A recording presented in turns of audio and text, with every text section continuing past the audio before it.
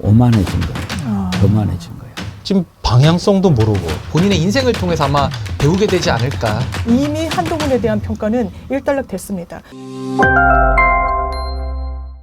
이제 주변에 마라톤 하는 분들도 계시고 그런데 이제 나이 들면 이제 관절도 약해지고 그래서 잘 안 뛰고 그러시지만 처음부터 42.195 절대 뛸 수가 없지 않습니까? 아유, 불가능합니다. 예. 그래서 뭐 아침마다 이렇게 운동해서 5km, 10km 단축 마라톤, 하프 그리고 이제 또 풀코스 도전해서는 레벨에 따라서 뭐 또 이렇게 하고 막 그렇게 하는데 촌놈 마라톤이라고 처음에 막 앞장서 달리다가 르르 쓰러지잖아요. 지금 한동훈 하는 거 보면 다 그래요. 완전히 힘이 빠져가지고 네. 제가 어제 부산에선가 유세하는 모습을 보니까 완전히 영혼이 없는 멘트를 날리고 있더라고요. 한번 그거 한번 보시겠습니까? 저희는 부산을 책임집니다. 저희는 부산을 버리지 않습니다. 저희는 부산에서 새로운 정치를 출발할 겁니다. 여러분 저희를 지켜봐 주십시오. 신윤기 변호사님, 네. 저 말에서 영혼이 느껴집니까? 뭐 일단 목소리도 좀 작게 들려서 잘 들리진 않았지만 뭐 새로운 정치를 하겠다고 부산 시민들 앞에 저런 소리를 할 수 있습니까? 정말 저는 한동훈 위원장 많이 지쳐 보이시고 힘들어 보이는데 좀 본인을 돌아봐야 되는데 지금 장예찬 후보를 공천해 놓고 새로운 정치 운운하는 것이 정상적인 사고로 발언을 하면은 이게 약간 내부 자아 분열이 일어나거든요. 그러니까 그 부분을 좀 돌아보셨으면 하는 권면의 말씀 드리고 싶습니다. 앞서 마라톤 얘기도 하셨잖아요. 저도 사실은 제가 뛴다는 걸 상상을 못 해봤어요. 근데 처음에 조금 빨리 걷기부터 시작했거든요. 근데 그렇게 하다가 한 6개월 정도 하니까 뛰어져. 좀 뛰어지기 시작하는 거예요. 정치도 똑같은 것 같아요. 아까 말씀하셨던 것처럼 한동훈 위원장 전체 만만하게 봤잖아요. 내가 가면 그냥 뭐 바로 정리가 되고 예. 여의도 문법 이런 거 아무 필요 없고 그렇죠. 그럴 줄 알았던 거죠. 근데 마지막 가면 갈수록 지금 와가지고 힘 빠지고 약발 다 끝났다고 국민의힘 내부에서조차 아우성을 치는 상황이 되니 지금 몸에 힘이 들어가겠습니까? 문제는 미천이 이렇게 드러나잖아요. 네. 그러면 산전수전 공중전 다 겪은 사람들이 말을 안 듣고 잡아먹어요. 정치판은 맞아요. 그래요. 맞아요. 처음에는 이제 그 위세를 알잖아요. 일단 누가 이렇게 꽂았는지 알고 또 그 꼬라지도 알고 또 잘못하다가는 또 안 좋으니까 엄마 다 이렇게 있죠. 네, 지당하신 말씀입니다. 근데 이렇게 딱 미천 드러나잖아요. 그리고 이제 미천 드러나는데 그게 나한테 피해가 될 것 같잖아요. 가만히 안 있죠. 그 토사구팽이 조어가 그러니까 사냥개 풀어서 써먹다가 이제 삶아 먹는 거거든요. 그러니까 그 사냥개의 운명을 이제 한동훈 위원장이 본인의 인생을 통해서 아마 배우게 되지 않을까라는 생각이 좀 듭니다. 본인이 너무 많은 이 정치적 지분과 무게중심을 본인 쪽으로 갖고 왔기 때문에요. 이 리스크 관리가 안 됐는데 본인이 힘이 빠지고 피로감이 높아지고 사람들한테 아주 식상하다고 되는 순간 국민의힘은 전체적인 판세가 완전히 어그러지는 거죠. 그리고 본인이 지역에 내려갔으면요. 또 지방선거 대선이랑은 약간 다릅니다. 총선은 각 지역별로 유권자들의 판단을 받는 거기 때문에 후보의 어쨌든 압도적인 장점 이런 거를 내세워야 돼요. 근데 왜 나가서 본인 대선 가도처럼 본인이 중심에 있습니까? 후보들이 뒤로 빠져 있고요. 이것도 전략상 상당히 잘못됐고 또 이런 얘기까지 하더라고요. 자기는 총선 때까지만 하고 정치 재미없어가지고 이제 뭐 그만둘 거다라 이게 야는 얘기를 하다가 저는 한동훈 비대위원장이 위기감을 느끼는구나라는 말을 이 워딩에서 봤습니다. 여러분 4월 이후에도 정치하는 한동훈 보기 위해서는 국민의힘 밀어달라고 하더라고요. 총선이 본인 정치할지 말지 가늠하는 바로미터가 되는 선거입니까? 이렇게 어떻게 오만한 이야기를 유권자들한테 합니까? 이제 이미 한동훈에 대한 평가는 일단락됐습니다. 뭐 여의도 사투리 운운했죠. 그래서 그러면 대안으로 이야기한 게 조롱과 희롱과 능멸의 언어였습니까? 이런 부분에 대해서 유권자들이 한동훈 비대위원장에 대한 평가는 일단 한 페이지를 넘어갔다. 그리고 좋은 평가는 못 받고 있다고 생각합니다. 한동훈 위원장은 바지 사장이에요. 우리가 다 알고 있던 것처럼 진짜 주인은 따로 있는 거잖아요. 바지 사장한테 잠깐 맡겨놓고 뭐 돈 잘 벌면 야 그럼 도로 내놔 그냥 내가 운영할 거야 이렇게 할 거고 돈 못 벌면 저리 가 그러고 잘라버릴 거란 말이에요. 한 위원장이 이걸 모르지는 않을 거예요. 제가 볼 때는. 오만 얘기하시니까 이것 제가 어저께 보고 참 충격을 받았는데 황상무 시민사회 소속이죠. 제가 이건- KBS 후배라서 좀 개인적으로 압니다만, 그러시군요. 예, 나는 근데 이 친구가 정보사 나왔는지는 몰랐어요. 뭐 군대를 어디 나왔는 것까지는 잘 모르지만, 그런데 이렇게 기자들하고 간담회를 하면서 MBC는 잘 들어 그러면서 우리는 이제 그 사건을 기억하죠. 오홍근 기자 테러 사건이라고. 아마 중앙경제인가? 네, 거기 중앙경제 중앙경제. 출신. 경제부장인가 중앙일보 전신이니까 사회부장 하셨을 거예요. 근데 이제 칼럼을 군을 비판하는 글을 썼죠. 그랬다가 출근길에 테러를 당해가지고 허벅지에 아주 깊은 상처를 입었는데 회칼로 찔렀어요. 그것도. 근데 그걸 나중에 이제 수사해 보니까 정보사, 군 소속 그자들이 그런 짓을 했는데 그걸 왜 이야기를 했는지 나는 절마가 왜 저러지? 아무리 농담이라고 해도 그러면서 야 이거 정보 보고 하지 마 그랬다고 그러는데 기자 출신이라서 이제 기자 후배들한테 그렇게 얘기했는지는 모르겠습니다만 이거는요 부적절을 넘어서서 이거? 그런 생각이 들어요. 아까 오만 얘기하셨잖아요. 이 친구가 거기 가가지고 오만해진 거예요. 교만해진 거예요. 이전 모습을 아시니까 아마 더 비교가 되지 않을까 이런 생각이 드는데요. 그러니까 그거하고 방심위에서 저 미세먼지 1 있잖아요. 예. 그거 법정 제재로 가기 위해서 의견 진술을 결정했잖아요. 좀 그거하고도 맥락이 맞닿아 있다고 봐요. 그러니까 결국 이번에 이제 공수처가 출국 금지 조치했다는 것도 MBC가 처음 첫 보도를 했단 말이에요. 그러니까 눈에 가시처럼 보인 거죠. 그래서 기자들 만난 자리에서 MBC 잘 들어. 그런 다음에 과거 테러 사건 얘기를 한 거예요. 이 대통령실 분위기를 지금 딱 보여주는 거예요. 예. 대통령이 어떤 인식을 갖고 있는지 수석이 지금 보여준 거나 다름이 없어요. MBC 너네 가만 안 둘 거야. 그렇죠. 이렇게 지금 경고 메시지를 준 거거든요. 핵가닥 한 거예요. 네. 핵가닥해서 지금 그쪽이 정상 작동이 안 되는 거예요. 저는 윤석열 대통령이 당시 검사 시절 했던 말 그대로 들려드리고 싶은데 뭐 검사가 수사권 갖고 보복하면 그게 깡패지 검사입니까? 이렇게 얘기를 했거든요. 지금 황상무 수석이 하는 말은 거의 깡패 수준의 발언이거든요. 그러니까 지금 언론사에 대해서는 뭐 회칼까지 떠올리면서 협박하고 국민들은 얘기하면 입 틀어막고 그냥 이런 식으로 그냥 모든 언론을 차단시키면서 자기들 마음대로 하겠다라는 건데 저는 이런 식의 독재 유사의 형태를 띠는 거 저는 민주공화국 시민들이 절대 용납할 수 없고요. 매우 위험 수위까지 전 차고 올라왔다라는 생각이 좀 듭니다. 근데 이 자리에서 한 발언 중에 더 심각한 발언이 있어요, 사실은. 이 뭐죠? 발언도 굉장히 심각하지만 5.18 민주화운동 관련해서도 발언한 게 있다는 거예요. 계속 해산시켜도 하룻밤 사이에 4-5번이나 다시 뭉쳤는데 훈련받은 누군가 있지 않고서야 일반 시민이 그렇게 조직될 수 없다. 이렇게 말했다고 MBC가 보도를 했고요. 배후가 있다고 의심이 생길 순 있지라면서 북한군 개입 가능성을 말하면서도 다만 증거가 없으면 주장하면 안 된다. 이렇게 얘기를 했다 그래요. 아니 자기 입으로 말해놓고 난 다음에 증거가 그럼 기자들 앞에서 그렇게 수석이 얘기하는 거는 그러면은 수석이 말한 게 안 되는 거예요? 이 도대체 이런 인식이 어디서 나왔는지 모르겠고 이 인식이 지금 국민의힘을 지배하거나 아니면 지금 대통령실 사람들도 이런 식의 인식을 갖고 있는 거 아닌가? 지금 도태우 변호사 그러지 않아도 문제가 됐는데 전 이거 그러니까 다 뭐 문제지만 5.18에 대해서 어떻게 이렇게 기자들 앞에서 버젓이 얘기를 합니까? 아무리 비보도라고 하더라도 이건 비보도를 당연히 깨야 되는 거고요. 기자들은 뭐 비보도 자기가 다 동의를 했다고 하더라도 수석급 되니까 그냥 아니 뭐 나 이름 밝히지 말고 또 뭐 얘기하지 않았으면 좋겠어 그러면서 얘기는 했다 하더라도 그러니까 또 솔직한 얘기가 나온 거잖아요. 어떻게 이런 인식을 그냥 기자들 앞에서 얘기할 수가 있는지 도저히 납득이 안 됩니다. 그만둬야 됩니다, 수석. 이거는 본인은 농담조로 얘기했던 취지인 것 같은데 농담 아니고요. 협박이라고 합니다. MBC 잘 들어라고 여러 언론사가 있는데 MBC를 콕 집어서 얘기했죠. 이 정권과 대단히 대립각을 세우고 있다라고 하고 있죠. 날리면 바이든뿐만 아니라 지금 MBC 쪽에서 진행 중인 소송만도 상당하다고 제가 들었어요. 이 정부와 관련해서.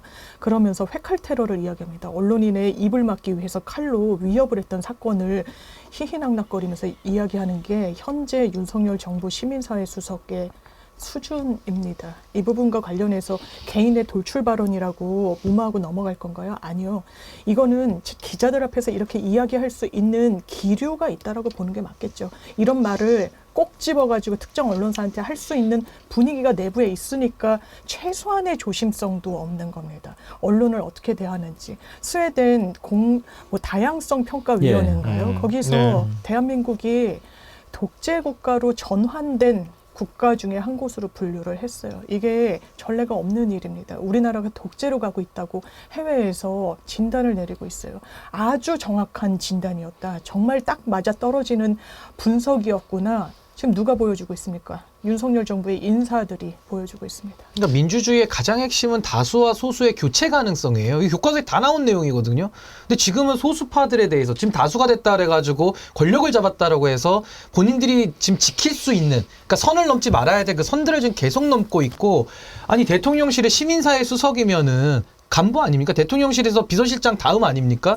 그렇죠. 그 강한 위세와 힘을 가지고 기자들에게 만나서 이런 말을 한다? 정말 저는 넘을 수 없는 선을 지금 계속 윤석열 정부는 넘고 있기 때문에 이채양명주를 다시 한번 또 강조드리지 않을 수가 없습니다. 근데 저는 넘어서는 안 되는 선을 넘은 게 아니고요. 늘 넘어 있었던 거예요. 늘 넘어 있었고요. 이게 원래 윤석열 정부의 본 모습인 거예요. 윤석열 정권에. 근데 잠시 한동훈 효과에 우리가 좀 취해 있었던 측면도 있고, 정치권 공천 문제나 이런 것들 때문에 좀 가려진 측면이 있어서 언론이 이런 문제에 대해서 얘기를 안 했었기 때문이에요. 잠시. 그러니까 잠시 시선을 다른 데 돌리고 있었지만 실제로 이런 일들은 계속 벌어지고 있었던 거고요. 근데 이제 다시 선거 가까워지니까 다시 들여다보니까 더 이렇게 돋보이는 것뿐이다. 이게 사실은 윤석열 정권의 본질이라고 생각해요. 그러니까 지금 수도권 여론 나빠진 거예요. 근데 너무 신기하고 재밌는 건 뭐냐면 그 실체를 보수 언론이 더 열심히 이번 주 내내 폭로했다는 거예요. 근데 거기에 한 인천에 출마한 후보 말이 저는 이게 딱 맞는 말이다라고 느꼈던 게 뭐냐면 2번 찍어야지라고 마음 먹고 장 보러 갔다 오면 마을 바뀌어서 돌아온다는 거예요. 그걸 유권자들이 그걸 국민의힘 지지자겠죠. 그 지지자가 국민의힘 후보한테 와가지고 그런 하소연을 한다는 거예요. 제가 2번 찍겠습니다. 2번 찍어야지 마음 먹고 갔다가 장 한번 보고 오면 못 찍어. 난 도저히 찍을 수가 없어. 이게 국민의 밑바닥 민심이었던 거예요. 그게 이제 확 드러나고 있는 과정이다. 저는 그렇게 생각해요. 그러니까 원래도 지금 행정 권력과 사법 권력, 지방 권력을 국민의힘과 윤석열 정권이 다 갖고 있거든요.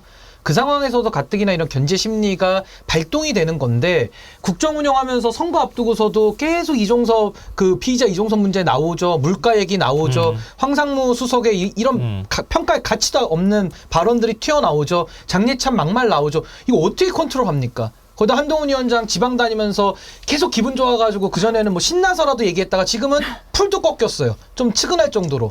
그러니까 이런데 어떻게 선거를 관리합니까? 결국에 저는 국민들께서 이채양명주를 중심으로 해서 지금 대한민국의 이 권력 쏠림 현상, 여기에 대해서도 우리가 바로잡아야 되지만은 너무나도 잘못한 게 지금 차고도 넘치기 때문에 전 여기에 대해서는 이번에는 심판을 넘어서서 윤석열이라고 하는 이 권력자에 대한 저는 응징선거가 돼야 된다. 저 그 말씀 꼭 드리고 싶습니다. 우리 현명한 국민들은요 이미 다 알고 계시는 거예요. 의대 정원 문제 원래 윤 대통령 지지율도 올라가고 국민의힘 지지율 올라가는데 제일 큰 기여를 했다고 그랬잖아요. 총선 앞두고 있는 상황이라는 거 아는데 2,000명 그냥 확 밀어붙였던 거 아니에요. 근데 국민들은 이미 현실을 보기 시작했어요. 아까 갤럽 조사 제가 말씀드렸는데요. 이번에 의대 정원 확대 관련 인식 조사가 있었어요. 같이. 궁금하네요. 정부가 의사계 반발, 의료 공백 등에 대응을 잘하고 있다라고 하는 응답이 이전 같으면은 잘하고 있다는 아주 응답이 높았죠. 이번에 잘하고 있다는 응답이 38. 정부가 대응을 잘못하고 있다는 응답이 49가 나왔어요. 뒤집어졌구나. 네. 예. 그러니까 정부한 대로 2,000명 정원 확대를 추진해야 한다는 응답이 47. 이전은 훨씬 높았거든요. 한 60, 70 가까이 나왔는데 규모 시기를 조정한 중재안을 마련해야 한다는 게 41. 정원 확대하지 말아야 된다는 게 6. 이렇게 나왔어요. 그것도 갤럽이에요? 네. 예. 갤럽에. 그리고 이번 일로 인해 아플 때 진료받지 못할까 봐 걱정된다라는 응답이 69. 걱정되지 않는다는 응답이 28이 나왔어요. 왜 걱정이 안 되겠어요? 그러니까요. 이게 아무리 눈에다가 뭔가 콩깍지 씌우고 뭐 마취시키고 막 이렇게 하려고 해도 가면 갈수록 국민들은 불안해지는 거예요. 점점. 제가 지난번에 대한의사협회 총무이사 인터뷰하면서 정말 깜짝 놀랐던 게 여러 차례 이렇게 만나서 대화를 나눴대요. 의사협회하고 정부하고. 단 한 번도 2,000명 얘기 나온 적이 없었다는 거예요. 그 얘기 듣고 제가 정말 믿기질 않았어요. 사실입니까? 사실이라는 거예요. 그 사람이 직접 대화에 참여했으니까.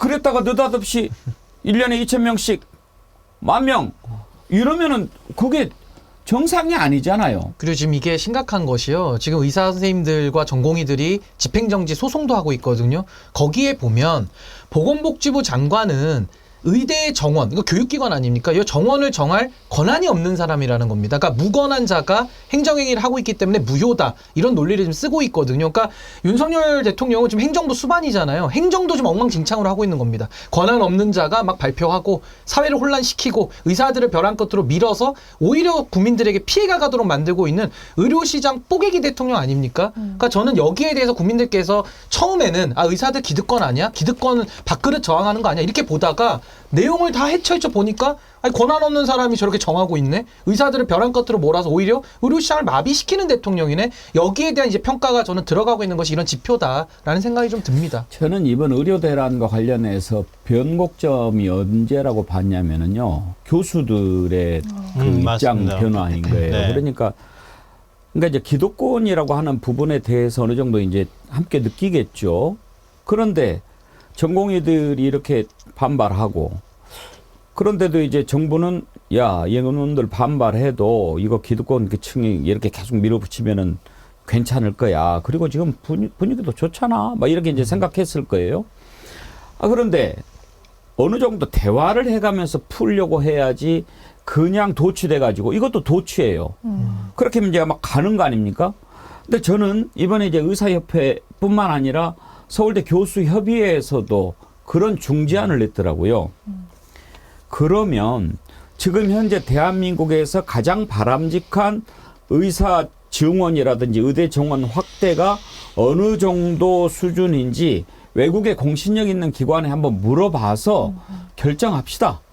그렇게 해서 내년부터 합시다. 이렇게 얘기를 했어요. 만약에 그것도 받아들이지 않는다면 이제 의사들, 교수들까지도 파업에 참여할 가능성이 있는데 그러면 이제 병원 완전히 무너지는 거죠. 지금이야 뭐 전공의들 교수들이 대신 맡고 있고 또 뭐 군의관 공중보건이 투입해서 한다고 하지만 교수들까지 이제 파업을 해버리면은 당장에는 이제 난리가 나는 겁니다. 그거는 말할 수 없는 난리가. 근데 지금 그럴 형편이 됐잖아요. 그럼 그런 상황에서 1년 늦춘다고 뭐 큰 문제가 생기냐라고 하는데 말도 안 돼 이러면서 지금 하고 있잖아요. 아니 누가 더 합리적이고 누가 더 상식적입니까? 장희미 변호사. 그러니까요. 제 주변에서 요즘 그래요. 아프면 큰일 난다고 그럽니다. 병원 갈 일 생기면 정말 위험하다고 그래요. 이런 강대강 대치 어떻게 누구 책임이 큽니까? 지금 뭐 민주당의 의사 출신 신현영 의원도 그렇고 그러면 제3의 기관에 아니면 좀 차근차근 높여가는 것을 함께 좀 의논이라도 해보자. 아마 안 받을 겁니다. 왜? 지금까지 끌고 와서 정치적 재미를 봤거든요. 그리고 총선 얼마 안 남았거든요. 여기까지는 끝까지 가져가려고 하는 정치적 동인이 있어 보입니다. 지금 하는 걸 보면요. 그러면서 군의관, 공중보건이 데려다서 이 대타로 넣겠다고요? 그럼 그 군의관은 어떻게 합니까? 그 자리 공백은 누가 메우나요? 그리고 공중보건이 지금 무의촌이라고 해서 의사들이 없는 그런 지역들이 상당히 많은데 거기에 주민들 건강은 누가 책임지나요?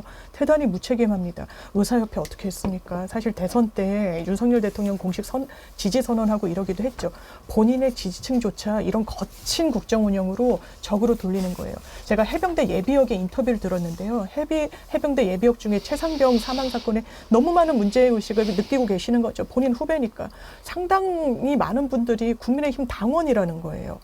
이거는 본인들 지지층조차 놓치는 패착이다. 이제는 이렇게 말씀드리고 싶습니다. 아니, 저는 그리고 또 하나 말씀드리고 싶은 게 이게 행정의 영역이거든요. 예. 그러니까 정책을 집행하고 추진하는 건데 아니 잼버리도 그렇게 엉터리 행정을 했고 엑스포에 대해서도 국가적인 망신을 당하는 행정을 했고 의료 정책에 대해서도 이런 행정을 어떻게 할 수가 있습니까?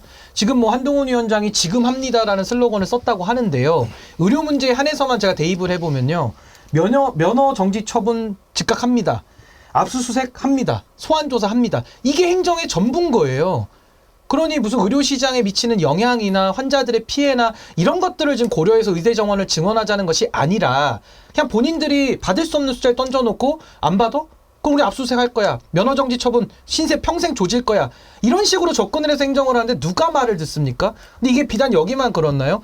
뭐 그 졸업식장에서도 항의를 하면 입 틀어 막고 그냥 내보내지 않습니까? 입틀막을 지금 몇 번째 봅니까? 이건 행정도 아니고요. 이거 수사도 이런 식으로 하지 않습니다. 대한민국을 완전히 뽀개기 위해서 지금 정권을 잡은 것처럼 행동을 하기 때문에 좀 국민들께서 엄중하게 이 부분도 꾸짖고 계신다. 저렇게 봅니다. 근데 합니다 관련해서 네. 재밌는 댓글 어제 하나 어젠가 그젠가 올라왔는데 소개해드릴까요? 뭐, 민주당의 캐치프레이즈하고 국민의힘 캐치프레이즈를 합치면 네. 민주당은 정권 심판, 국민의힘은 합니다. 합치면 정권 심판합니다가 된다고. 하나로 하면 근데 저 그 말씀 드리려고 그랬는데요. 민주주의 사회에서는 시끄럽잖아요. 원래 민주주의는 시끄러운 거거든요. 시끄러우면서 그러면서 많은 사람들의 목소리가 와글와글 나오고 그러면 그게 어느 정도 시간이 지나가면서 이렇게 하나의 합의점을 찾아나가는 과정이라고 우리는 배우잖아요. 또 실제로 그렇고요. 그래서 정부의 기능 중에 제일 중요한 게 갈등 관리거든요. 갈등을 조정하는 기능. 이거 잘못하면 모든 사람들이 다 자기의 이권들을 갖고 싶어 하잖아요. 근데 너무 당연한 거거든요. 그럼 그 사람들이 어느 정도 수준에서 합의할 것인가, 그 갈등 관리를 어떻게 할 거냐, 그 노련함에 따라서 정부가 유능한지 무능한지가 드러나는 거거든요. 이번 의대 정원 문제도 진작에 이렇게 정원 문제를 했다고 하면 좀 치밀한 정부 같으면 간호법도 그렇게 무모하게 거부권 행사하면 안 됐던 거였었잖아요. 지금 간호법 다시 해준다는 거 아닙니까? 이게 얼마나 즉흥적이라는 게 드러납니까? 그리고 의대 정원 문제 재보궐선거 이후에 갑자기 꺼내놓고 난 다음에 그냥 막 밀어붙이고만 있잖아요. 어느 한쪽이 백기투항해야지 이거는 관철하고 이기는 거다라고 하는 인식을 갖고 있는 거예요. 저는 이거는 윤석열이라고 하는 정치인이 갖고 있는 그 무모하고 즉흥적인 어떤 스타일이 그대로 이런 국정에 반영이 된 거라고 생각해요. 이걸 관리 못하기 때문에 의대 정원에는 국민들이 찬성한다 하더라도 그래도 국민들은 계속 불안한 거예요. 불안한 건 누구나 다 싫어하는 거 아닙니까? 지금 그런 현상이 그대로 노출이 되고 있다고 생각해요. 여러 잘못, 이치학명 우리가 심판하자라고 하는데요. 가장 중요한 것은 민생입니다. 지금 민생을 어떻게 파탄내 놨습니까? 콩이맘님이요. 지금 자영업자들 난립니다. 살 수가 없다고. IMF 때보다 더 심각하다고 하네요. 저희도 건설업 하는데 크린 사업 예산 다 삭감돼서 진짜 미치겠네요. 오늘 아침에 어떤 신문 보니까 지금 그 문 닫는 부도난 건설업체가 엄청나게 몇백 개라고 이렇게 나와 있고 그 다음에 부동산 중개업소 휴폐업이 지금 말로 할 수가 없고 아주 나라 경제가 경제에 신경을 써야 저는 최근에 들은 말 중에서 정말 가장 분노가 터졌던 게 선거 앞두고 이렇게 여기저기 돌아다니면서 지금 민생 토론인가 뭔가 하잖아요. 이거는 참 해도 너무한 거죠. 정말 나 참 뻔뻔해도 이렇게 뻔뻔할까 싶은데 더 뻔뻔한 게 그거 너무 심하다고 그러니까 대통령실에서 뭐라고 해명했는지 아십니까? 수혜자 중심. 아니요. 자나깨나 대통령이 민생만 신경 쓰기 때문에 그런다고 그런 얘기를 합니다. 정말 각 그 주둥이를 어떻게 그냥 쳐버리고 싶던데.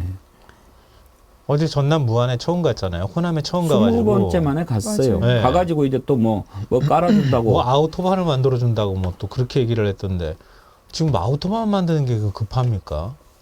그리고 한동훈 위원장도 오늘 뒤늦게 또 지난번에도 뭐 농축수산물 지원금 얼마 한 600억인가 얼마 뭐 하겠다 그래놓고 갑자기 오늘 또 1,500억이라고 물가 때문에 민생 때문에 다 죽겠다는 소리 나온다고 또 수도권 후보들이 난리를 치니까 즉흥적으로 또 이런 얘기를 꺼내놓는 거예요. 이렇게 해가지고 땜제식으로 경제를 운영하니까 지금 방향성도 모르고 국민들은 도대체 윤석열 정부의 경제정책이 뭐야? 지금 뭐 전혀 신뢰하지를 못하는 상황이잖아요. 그러니까 경제는 원래 먼저 선반영되고는 앞으로 가는 거잖아요. 그래서 기대가 굉장히 중요하다고 얘기하잖아요. 아니면 좋아진다는 기대가 있어야 호주머니에서 돈도 꺼내가지고 쓰고 그러는 거지. 기대가 전혀 없는데 어떻게 두려웠고 불안하고 이래가지고 어떻게 돈을 꺼내서 쓰겠습니까? 오늘 제가 촌놈 마라톤 이런 표현을 썼는데요. 어떤 분이 또 걱정하시더라고요. 촌놈 비하하는 거 아니냐고. 요즘 촌놈이 어디 있어요? 옛날 표현이니까 그런 거죠. 정말 그 얘기를 제가 한 이유는요. 이렇게 물정 모르고 정치가 무엇인지도 모르고 국민 눈높이 맞출 줄도 모르고 그 자리가 어떤지도 모르고 그런 사람 다시 뽑는 실수는 절대 해서는 안 된다는 말씀을 간절히 드리고 싶었던 겁니다. 촌놈 마라톤 하면 큰일 납니다. 죽을 수도 있습니다.